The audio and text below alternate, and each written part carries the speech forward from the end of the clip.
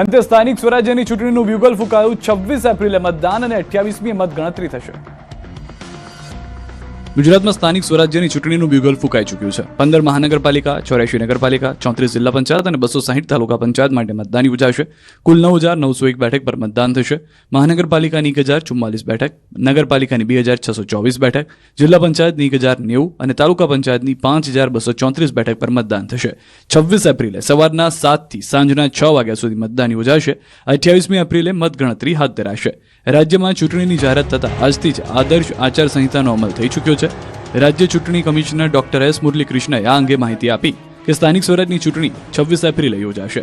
સ્થાનિક ચૂંટણીનું પરિણામ 28 એપ્રિલે જાહેર થશે. 6 એપ્રિલે જાહેરનામું પ્રસિદ્ધ કરાશે.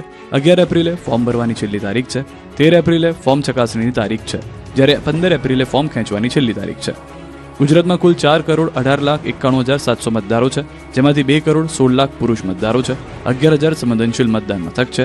3300 અતિ સંવેદનશીલ મતદાન મથક છે. 996 ચૂંટણી અધિકારી કામમાં જોડાશે. 1266 ARO મદદનીશ ચૂંટણી અધિકારી અને તેમની સાથે 2,61,000 પોલિંગ સ્ટાફ ચૂંટણીમાં જોડાશે.